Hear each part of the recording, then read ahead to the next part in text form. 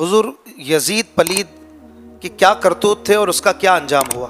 کہ کیا کرتوت نہیں تھے، بدنام ترین کرتوت کی تو یادیں آج کل منائی جا رہی ہیں کہ اہل بیت پر جو ظلم کے پہاڑ توڑے گئے اور پھر وہ کا پیاسا رکھ کر 3 دن تک آل رسول کو میدان کربلا میں شہید کیا گیا، اور امام علی مقام امام حسین رضی اللہ عنہ کے سجدے کی حالت میں آپ پر ظلم ہوا اور سر تن سے جدا کیا گیا۔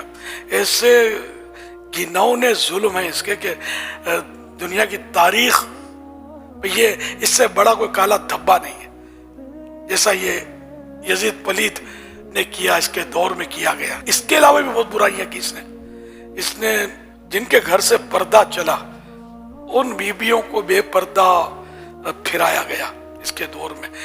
کربلا کا ایک تو مارے کا ہوا، کسی کا بھائی شہید ہوا، کسی کا والد شہید ہوا، کسی کا چہیتا بیٹا شہید ہوا۔ یہ غم زدہ خواتین، سوگوار خواتین وہ کہ جن پر حوریں بھی رشک کریں، ان آل رسول کی خواتین کو ان ظالموں نے جس طرح مطلب گلی گلی پھرایا، یعنی کہ اب کون سا ظلم تھا جو ان لوگوں نے نہیں کیا۔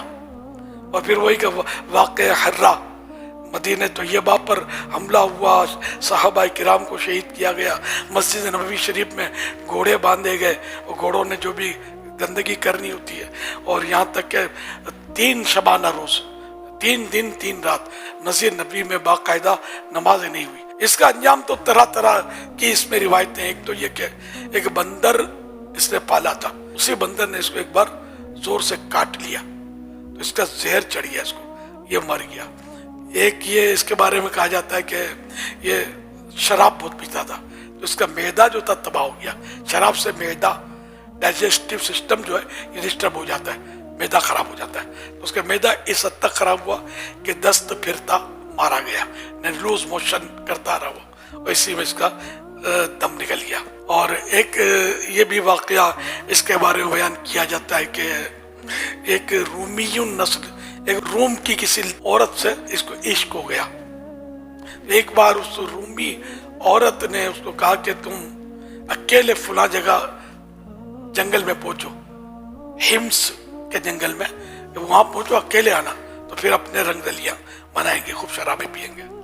تو یہ نفس کا مارا، شہوت کا مارا، یہ وہاں اکیلا پہنچا یزید۔ اب اس عورت نے پہلے تو اس سے جو بھی کچھ کیا ڈھونگ وغیرہ، اور اس کو شراب پلائی، خوب شراب پلائی، یہاں تک کہ شراب میں جب بد مست ہو کر اس نے بری نیت سے ہاتھ بڑھائے اس عورت کی طرف، وہ ہٹ گئی پیچھے۔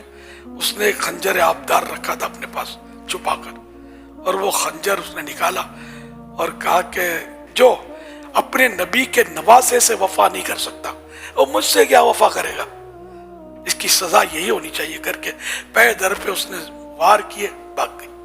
اس کو وہیں تڑپتا چھوڑ کر وہیں یہ ایڑیاں رگڑ رگڑ کر مر گیا۔ اس کے اہالی موالی ڈھونڈتے ہوئے وہ پہنچے، اب لاش ایسی گل سڑ گئی تھی، اور چیل کبوں نے بھی اس کو نوچا ناچی کی تھی، بہت بری حالت میں اس کی لاش ملی تھی، سڑی ہوئی۔